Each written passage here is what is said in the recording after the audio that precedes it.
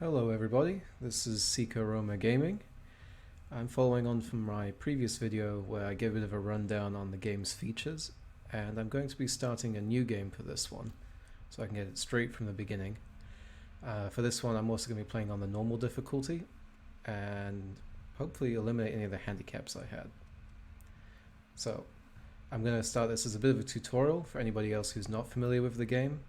I just want to give a thanks and a shout out to the company that made this, FractalSoftworks. They have done an amazing job considering the size of their team, about 5 guys. And I want to give a shout out to Seth Zintak for just bringing this to public awareness, because it's a stellar game. It is amazing. Anyway, let's get started. New game. For this, I've gone through the trouble of making a custom portrait for myself.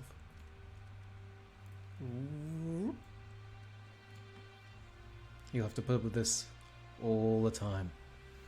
Or if not, I can change it later. Give myself a name.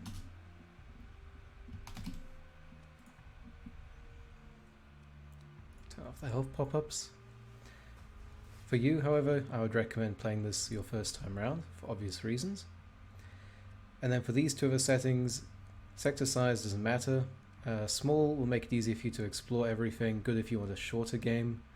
There won't be as many distances to travel, but normal is about what you'd expect.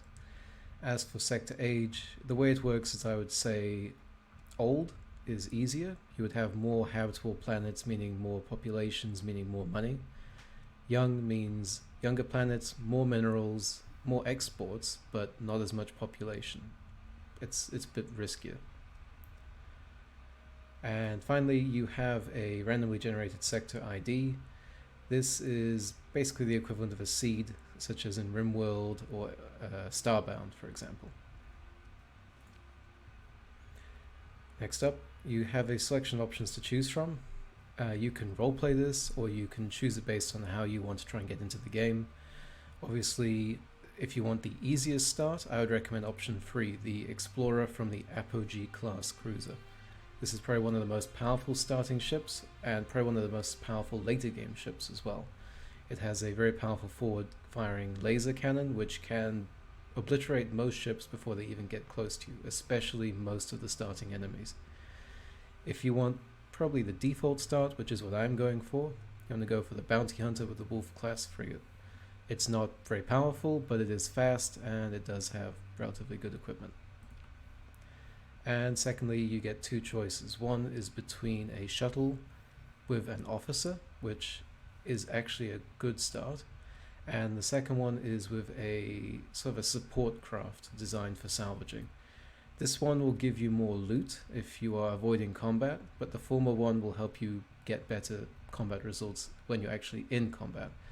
So again, I'll go with option 1 for this. One important thing to note with the officer is that he doesn't have to stay in the shuttle.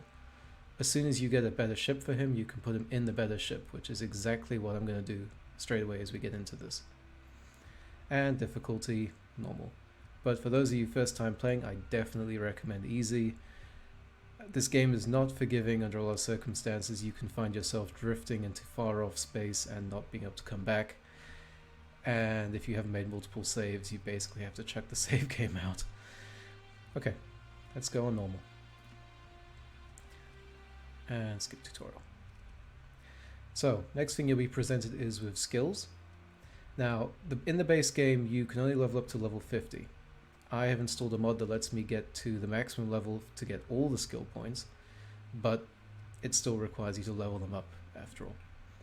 So, with your first character, you have 2 options to play. The first is either if you want to avoid combat, if you want to manage a large fleet, or if you want to do what I'm preferring this time, is to manage a smaller but more powerful fleet, something that's faster and leaner. So we'll go, in this case I'm going to go for combat, and considering the starting ships are small and speedy, I want to emphasize maneuverability through evasive action. And then it's up to you what you want to choose the second one, but in this case I also want to emphasize the maneuverability again through helmsmanship. And we can start game.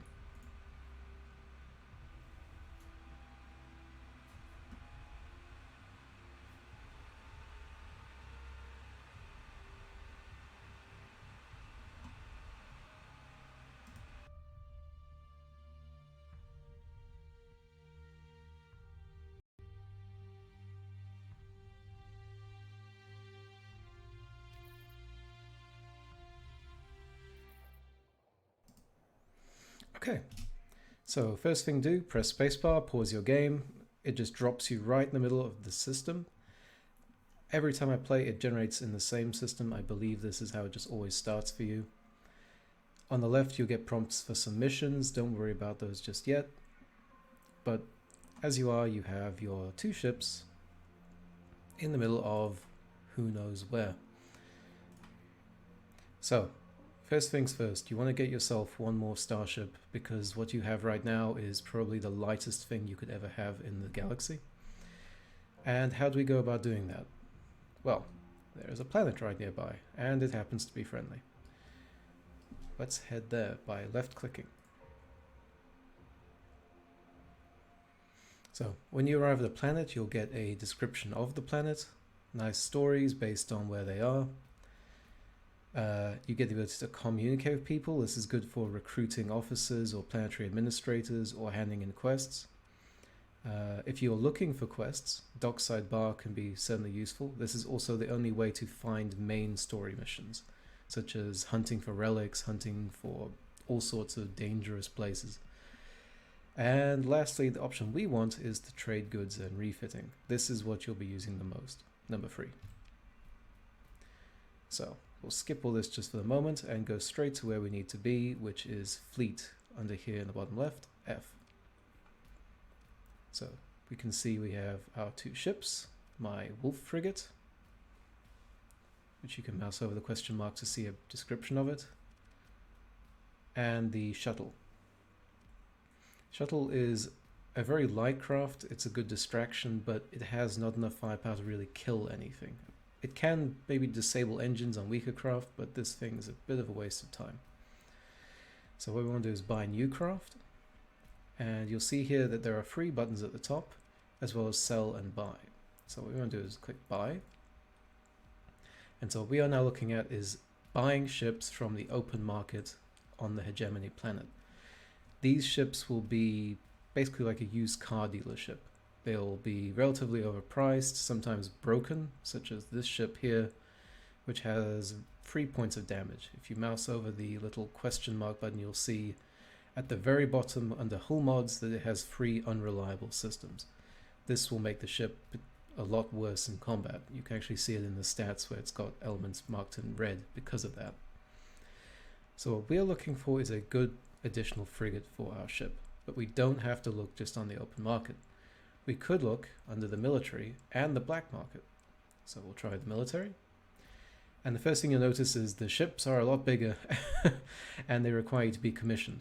So this is things later on in the game when you have more money, and if you choose to make yourself a sort of a letter of marque with any nation, then you get access to their military equipment.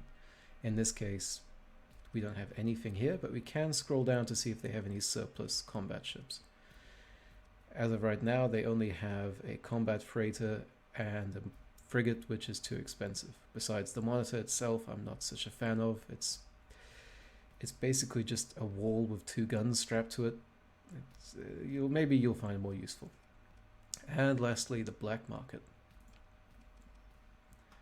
In the black market's case, everything you buy is cheaper than the open market, and you can get all varieties of different ships here. As you can see, there's a lot of different ships, and the conditions are in better qualities. The problem with the black market is purchasing a ship will automatically escalate your suspicion level. As you can see, it's an orange there, it's none. That means that you'll get stopped by patrols pretty much the moment you start leaving the planet. If you have nothing illegal on you, though, don't worry. At the beginning of the game, you're not really doing a lot of smuggling. You're more killing pirates just to raise capital. So don't worry about this at the moment. What we want to find is another capable frigate, and not a tug. I don't even know. I don't even know if this thing has guns. No, it does not. So we have 3 Wolf frigates. Not some bad options. They are all perfectly conditioned, all exactly the same. Let's just buy ourselves a Wolf frigate. Okay, now we've bought the ship. We want to equip it. So you want to go down here at the bottom under R, or click the refit button. So you see we now have the additional frigate ship. We want to click it, And we want to assign our officer to that ship. So we click, and we can just click their portrait, and they're assigned. Kelly Curry. Okey-doke. And she has damage control. Automatically, I believe always the officers spawn of damage control in this start, which prevents them losing the ship if they get killed. And impact mitigation, which just gives them a bit more armor. One important thing to note with officers is that you do have to pay them. So don't go hiring every officer and leveling them all up, because every level up will contribute more to their salary. I made this mistake, filling out my officer roster, leveling them all to maximum, and then discovering I was getting like maybe 25,000 credits a month going out on them. Okay, next up we need to equip it. So you can do this manually, but I believe as the starting players that you all probably are, you want to do this the most optimal manner that is for your time. So you have this lovely button here called Auto Fit, or V. And fortunately the game comes with a number of automatic variants. You can even save your own variants and overwrite these slots if you want to later on as you get more comfortable with certain types of builds. Each build comes with an emphasis on a certain type of weapon as well as hull mods, and you can emphasize in turn other ways that you want to modify this, such as if you want to always add a reinforced bulkhead, which means that if the ship is destroyed you can recover it, or blast doors, which means that if it is destroyed or damaged it loses only half crew. I would recommend as a first time player you do two things. One, you turn off this black market purchases, and two, you turn on the reinforced bulkheads. This means you might not be doing as much damage and optimal combat solutions with your ships, but it means if you lose them, you can always get them back. Just with a few damage debuffs, but nothing, you don't lose the whole ship. Okay, so with these starting ships, we want to try and emphasize their speed and firepower. Fact of the matter is, if they go up against anything that's quite chunky, it's not going to survive. And for that, I would recommend Overdrive. Now, what does Overdrive do? As you can see, it's got hull mods, safety overrides, and hardened subsystems. And at the same time, it gives us a cost of ordnance. This is the impact of it trying to buy all the equipment from the market. Eventually, when you have your stockpile of weapons, you can just completely untick that, and it will grab your weapons from your inventory instead. But for now, we have to buy them because we don't have anything. And then we click Confirm. And it strapped a mining blaster to the front. Probably not the best weapon, but it's certainly a good start, including a mining laser. Okay, now what is the important aspect here is the safety overrides. As you can see here, it massively increases the top speed of the ship, as well as allowing massive increases in acceleration and reducing the flux buildup. Now, flux is basically, you can think of it as a reverse shield bar. The more flux you have, the worse. And eventually, if your flux reaches full maximum of your shields up, your ship will overload and everything gets paralyzed. For a ship like this, having your flux overload your ship means it'll be blown up in a matter of seconds. Safety overrides, however, prevents your ship being able to actively vent said flux. So it has to pull away from combat for a second and just let it G-charge normally. But with the speed bonus it has, you are able to get away from the enemy quick enough that you can then just vent it out normally without having to do it through a normal option. In this case, I wouldn't worry too much about how it actually plays, because for this start I'm going to be just letting the AI handle my ships, and they handle the ships actually quite capably. So, safety overrides, hardened subsystems. This just means it can stay in combat longer before it starts to die. Don't worry too much about that. And we're going to do the same thing to the other two ships. So we're going to click the kite. In this case, the kite, I want to give it a reinforced bulkheads option and set to interceptor. Gives me a little bit of a charge, but not too much. And for my own ship as well. Okey-doke. So now we have 3 capable ships. Well, semi-capable. What you can do also is affect your order of your fleet structure. You can click and drag and drop into these marked arrow slots where you want to move your ships in the order of the fleet. So now you see I've got the 2 frigates here, and when I go to refit, both frigates are at the top. So when you have like a million ships going all the way down, if you click refit, it'll be all the way at the bottom of this list. You can just drag them back up to prevent that constant annoyance. Anyway, so we've got these new ships, we've spent some of my money, we have enough supplies to last for a while. We probably want to grab a couple of extra crew just in case we get blown up, and we have some spare weapons, so we can just offload that onto the black market. Click confirm, and we can grab a couple of crewmen. So what you can do is you can hold down shift and just drag a bar, let's say 10 crew. So we now, here in the bottom left, we have 60 required out of 34, but our total fleet can store up to 90 crewmen. This is good to have some extra because your ships will take damage in combat inevitably, and you don't want to go under crew. Your ships will perform far worse if that happens. Anyway, so we bought what we need to. We can exit the planet. You can have a quick escape or this button in the top right. Then you can leave the planet. Now, in most of these starting games, you do get the ability to hunt pirates in the starting system. It gives you a bounty, basically, to collect money after everyone you kill. You can see this if you click E or Intel at the bottom, and you'll see there's a list of things going on. But in this case, we are in the Corvus system, and Corvus has a system bounty of 1,650 per frigate. And that's convenient because pirate ships are numerous and cheap and easy to destroy.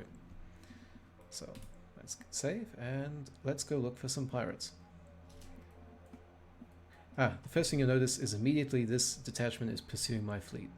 He has the extreme level of my black marketeering means that they want to take a look at what I've got, but they won't find anything.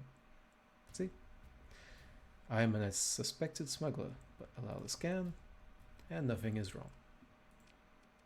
Buying the ship illegally doesn't mean I'm flying an illegal ship, you see. Okay, now if you press tab, you'll be able to see your system. And in this system, there should be a nice pirate base up here. And you can right click and head up there. My personal recommendation is to drift along keeping your transponder on. This is a very heavily militarized system. You don't want to be attracting all these patrols constantly harassing you. And the pirates are going to attack you anyway, so it doesn't matter.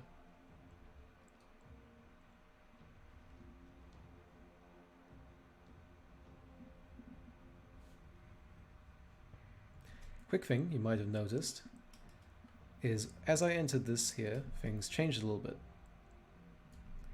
You have something here in this bar here for environmental modifiers.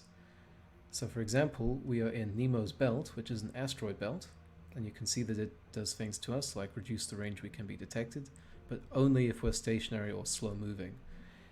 And it even explains how that works by holding S to slow down. And likewise for Nebula.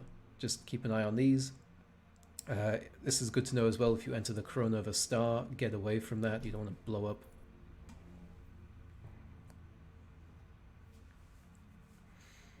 Okay, let's see, are there any pirates that we can hunt?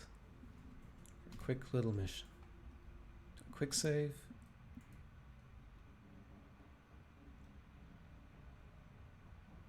And some pirates have a magnetic field even. Ooh, hello, what are you? Aha! So he's a pirate, and he's got 2 ships, and he's coming for me. That makes it easy. What's he got? He's got a junker of a combat freighter, and a junker of a combat freighter. Let's give this a try. So move into engage. And we don't need to transfer command. Everybody's set up correctly into their proper ships. So let's continue. Let's deploy all. Now, let's just let our guy fly the ship himself. In this case, you click your ship, and you have a button here for you for autopilot. You'll just click that. And now he's going to fly on his own. Now, the way the game normally operates is your ship's trying to be very risk averse. They'll try not to get too close to enemies. You might want them to attack more aggressively. You can issue individual combat orders if you want to do that. or in situations like this where you're confident you might win, you can just issue a full assault. This will make your ships be maximum aggressive. They might be a bit riskier, but they're not morons. They will know how to get out of combat if they get too much damage. So in this case, we're going to do a full assault, and we're just going to see what happens. So we'll click our ship, click F or video feed, and see the combat. As you can see already, he's just passed straight through the shields.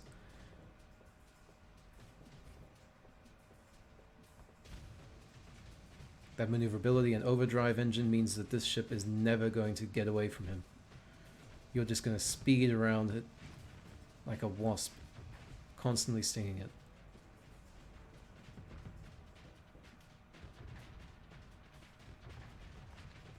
This will also make it easy for you to get away if you need to retreat in a fight. Okay, and now we just have this little freighter floating around.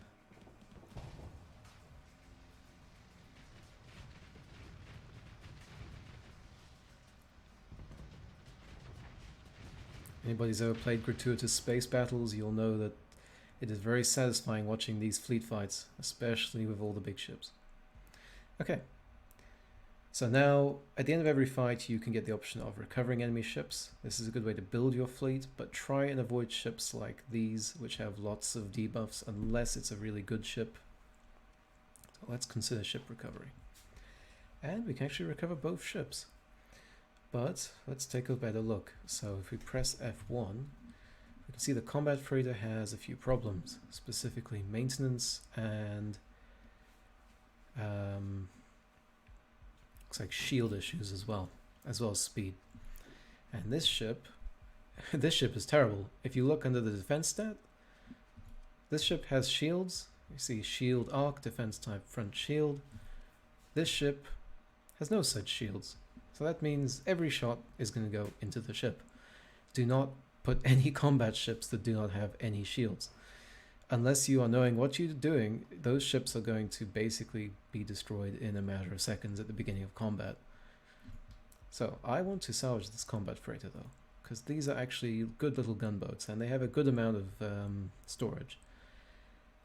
One option that you could also do is to retrieve the ships to sell them on the market.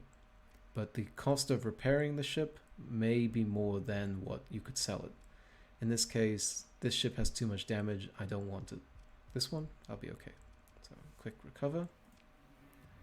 And then every ship you don't salvage, you can basically scrap it for wreckage. So we'll go pick through the wreckage, and you can either click take all or hold down control and click, click, click, click. One option that is very good for doing through this is if you've got a full inventory and you want to move stuff across, you can just go here and then back and forth, and it'll balance it automatically to what your maximum cargo capacity is. It will never go over it if you're putting it into the ship whilst you hold down control. Okay, we have leveled up. Oh, there isn't a debris field after this. What a shame. Oh. I'll do a quick save. And let's see, so after you've leveled up you have a couple of options. You can either invest in another point. In this case, let's say projectile energy speed. I want to emphasize combat. And we'll go take a look at this guy. Oof, look how fast he's going. What is he on? Oh my goodness, come back. Oh, he's running away. Come on, come on. Click 4 and there we caught him. Be very cautious using the emergency burn, which I just did when you press number 4, because it makes your ships decline in combat readiness. As you can see here, each ship is 51%, 40%. I'm not going to use the freighter. This will mean that your ships will do worse in combat, but these guys are absolute junkers, so it doesn't matter. We'll engage. Continue as normal. Do the same as before. Deploying everything except the combat freighter, which will not survive. Select my ship. Send to autopilot. And this time what we can do instead is, if we want to emphasize, let's say we want to kill this big ship first. We'll go C. And then I want to harass this one by pressing E. So he'll be engaged. And you see, this ship has no shields, so look at that. It's just going, gone. Whereas this one has shields. He's not, he's a bit more stubborn.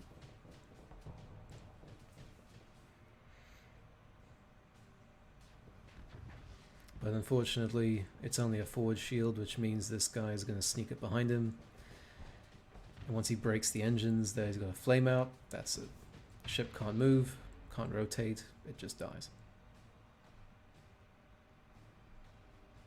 Okay, pick through the wreckage. In this case, we had nothing, no ships to recover. Just click take all. And there we go. We have successfully survived our first 2 combats in the game. We can level up 2 more times, in fact. And hopefully, this will mean that we have a good start to continue on furthermore. You might also have noticed that we got some money from the system bounties, which is always a good little bit of extra income on top. Good for resupplying, as stealing from other ships salvage is not always going to be enough for you in the early game. Okay, thank you very guys for viewing.